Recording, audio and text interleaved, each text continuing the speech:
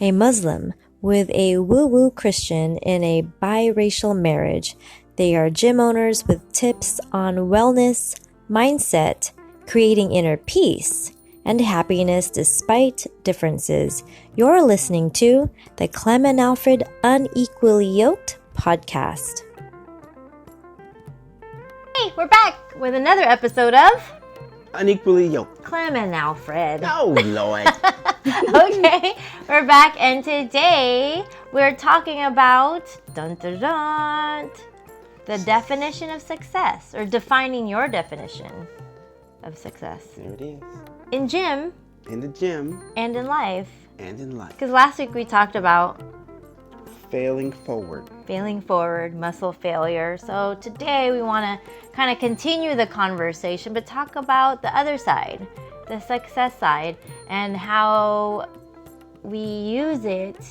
It kind of plays with our psyche, but how it can also be healthy for us too. So let's talk about defining your definition of success. And success can be both, glorious and awesome, but it can also look nitty gritty and just grindy and grimy. And we don't always look at that as success. We sometimes call it failure, but it's also success. That's a really meaty subject. Right. Because I think when we get to that age, like our parents, humans will tend to look back and start to look at life. Maybe, take a analyzation or a reflection on life and what we call success or not success. It can really play with our minds, and so let's talk about it. We will. But we're going to take a break.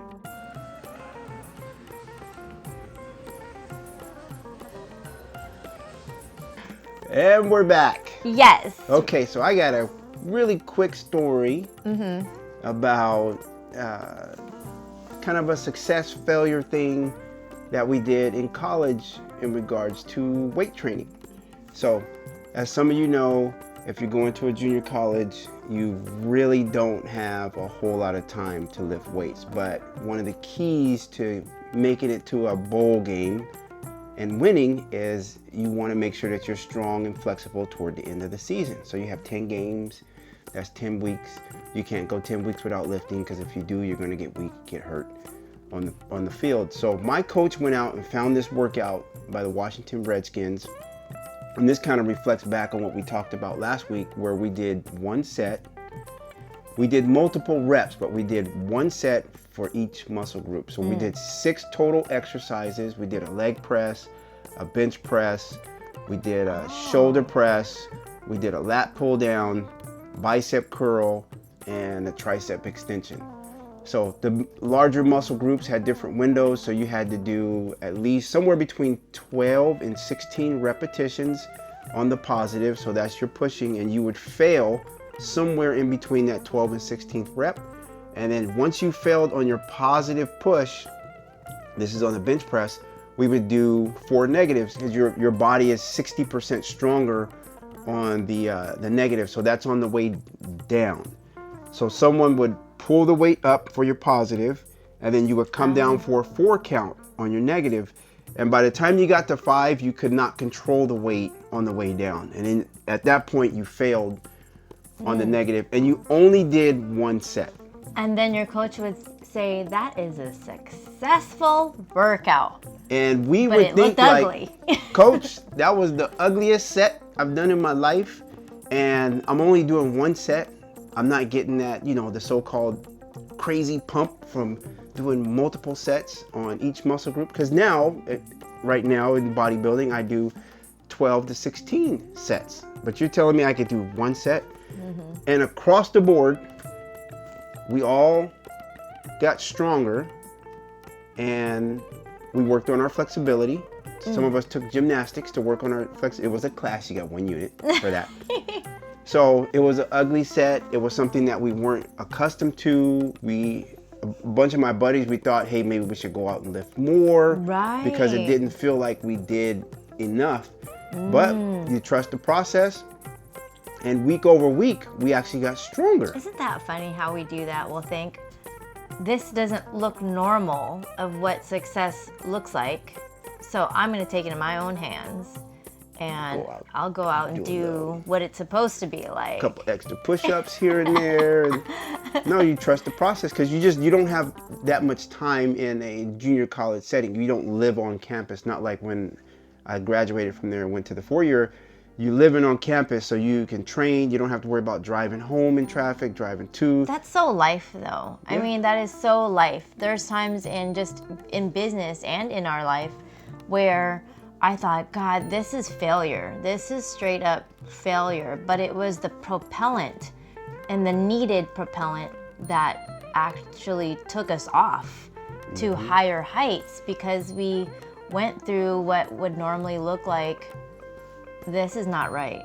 It's like too slow, or, the grind, it's not the way it's supposed to look like based on what other people's businesses look like, or what their journey looks like, or how their process looks like. It doesn't look anything like that, so it must be wrong, or something's not right, not successful. But when we thought we failed, we actually were in the process of succeeding. And I don't know why I think one of the things I told the ladies at the club is we really just need to change the wording, or change our attitude or perception on the word failure, because it really is, when I hear it and when I feel it in my body, it feels like, ooh, because we've been through so much. We've been through so much crap that I'm like, now it's kind of exciting. Like, oh, if I just turn this corner, all the abundance is coming. Right around the corner. All of the gifts and everything that we've been planting, now we're going to be reaping right around the corner. But I just have to get to that corner. And sometimes I would even tell myself, when bad things happen, when the devil is coming at me or to me or for me, I know a lot of people don't believe in the devil, but I used to tell myself, when the devil is coming for me, that usually means because there's something good around the corner that he doesn't want me to have. That's exactly how I look at it. Yeah. And I'm like, ooh, then I get excited, like, oh, I wonder what it is. I wonder what we're getting next. Or I wonder how much better life can be. And so changing our perspective, or we change that attitude towards it. Mm-hmm. And I think it'll help us create more momentum from it, as opposed to some people get stuck. Like when things get hard, like doing one hard set is not comfortable for some people, and they won't do it. They'll just get on the stair climber or on the bike and ride it for 2 hours. Right. Yeah. Well, as we discussed last week, the thing is that you just need to fail. Once you fail, the signal from the brain gets sent to the muscle to get stronger. Yeah. And that's what the philosophy of the workout is, just once you hit failure. And I will say this, not only does it work for failure, it also works for fatigue, because I had our track coach, Coach Frost, in high school, had us do 1 set fatigue workouts. It was speed training. And now that I think about it, that college team that did the 1 set failure, we went to the bowl game. And the high school team was one of the best teams that we had ever had.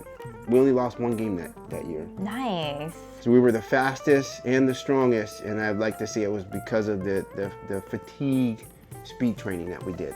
Okay, so we're talking about success today, and how you define it and how you look at it and what your views on it are. And I know we're talking about failure a lot in this episode. I think because if we hear it enough that failure equals success, then maybe we'll start putting it together and binding it together. Where's my book? It's not here, it's over there. But there's this book called Failing Forward by John C. Maxwell. He's like this big time guru on leadership. I read that book at 22 or 23 years old, because my son was a year and a half. I remember reading it then.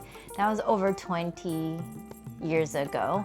And if I didn't read that book, coming from the upbringing that I came from, meaning like this is wrong, this is right, don't do it this way, do it that way, this is bad, this is good. Everything was labeled for us, and we're told to, do it, be good all the time, do good all the time, be great all the time. When you're raised in that manner, we start to be really self-conscious and put ourselves down, self-sabotage, self-put-downs when it comes to things not looking perfect or successful in what we were told success looks like. And I think as society, we look at Pinterest, we look at Instagram, we look at Facebook, we look at LinkedIn, we're like, ooh, look at all this success.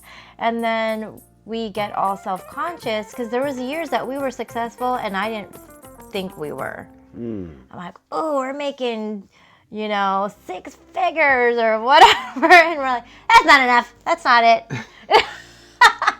That's not success. Success is more.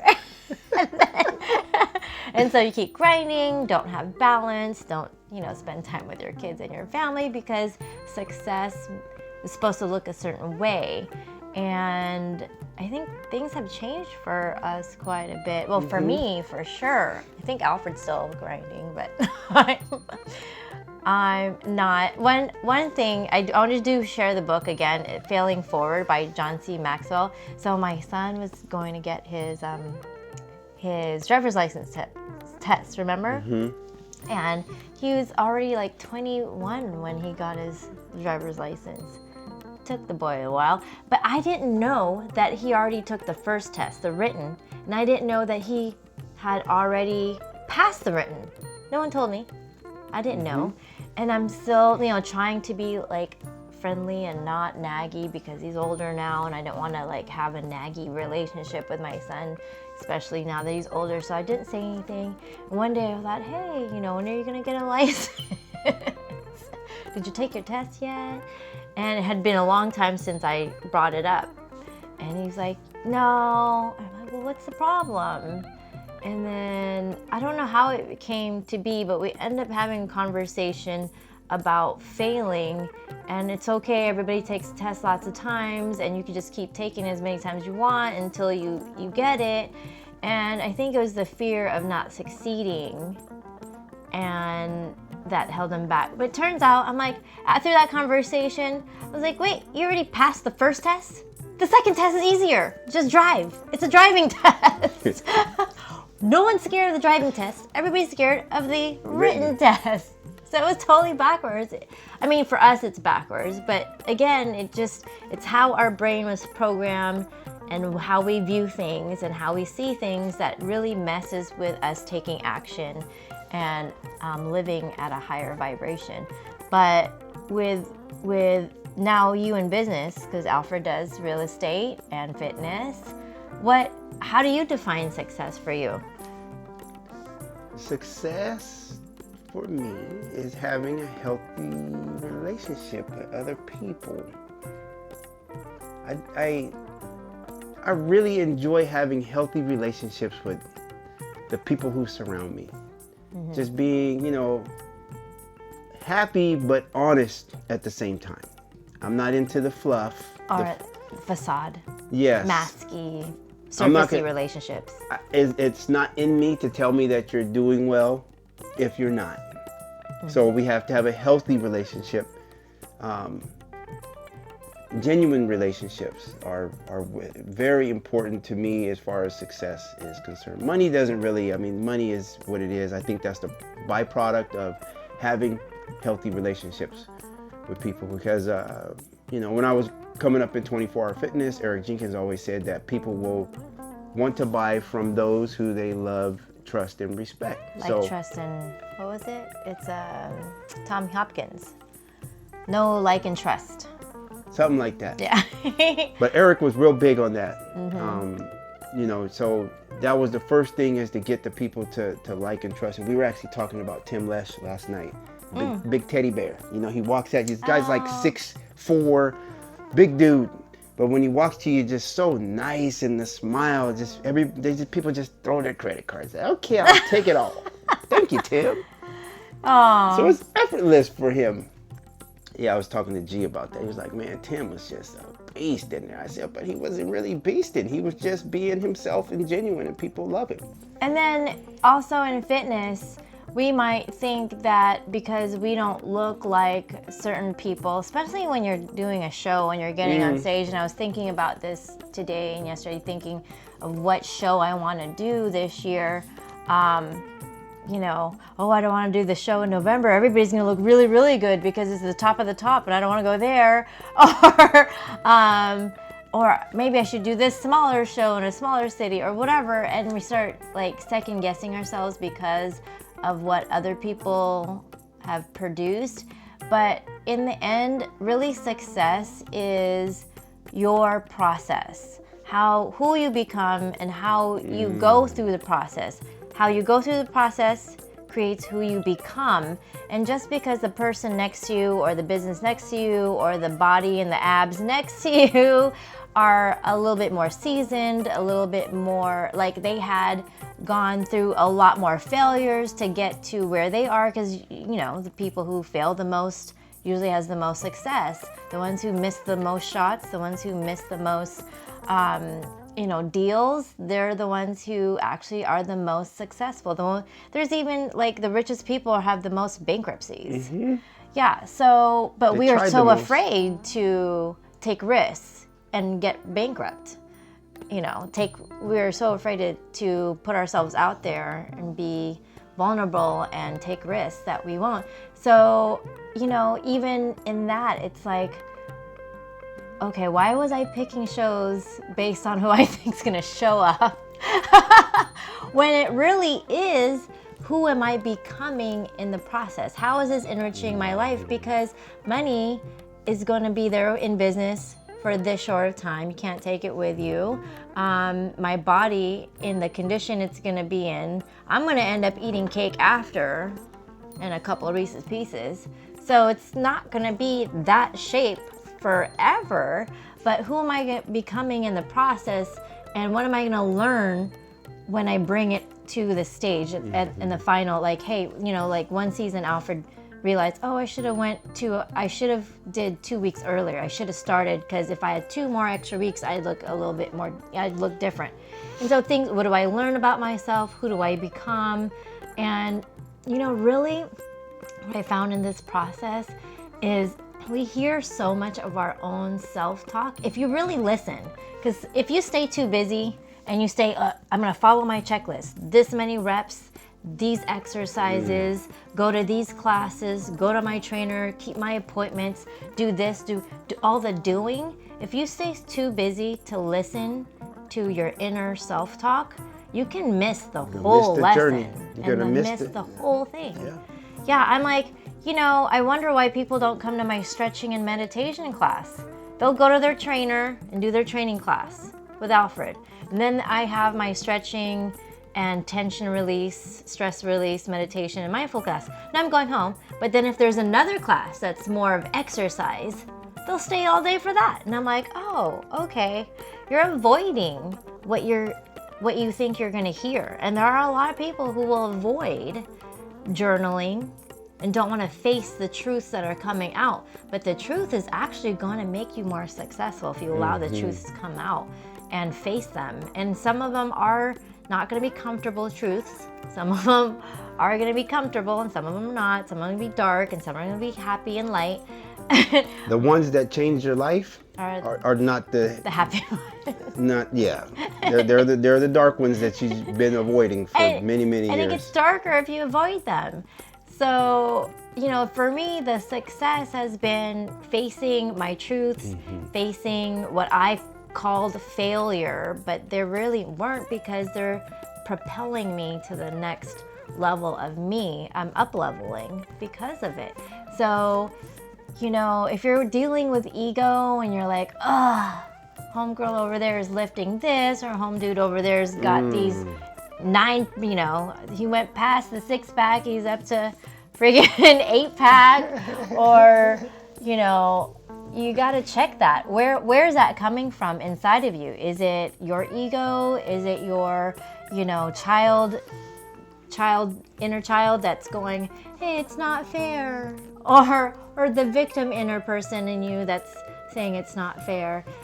Examine that. And if you don't take time to examine, you're not going to know why you're overeating. You're not going to know why you're not sticking to your program and your plan, because there are, even Paul in the Bible talked about, I don't know why I do the things I know I shouldn't do. But if you really took the time, because we are going to do the things we know we shouldn't do. We have the yin and yang in us, the dark side and the light side, and we're to keep it balanced. But sometimes it goes over the dark side. Hey, did you watch that? We watched the Star Wars. I hope you watched Star Wars. Oh my gosh, that was such a great movie. But you can flip from one side to the other. Ren did. You sure did. And you can start off good, end up bad, start off and then end up good again. We all have it in us. There's no one that is all completely good, and no one's all completely perfect.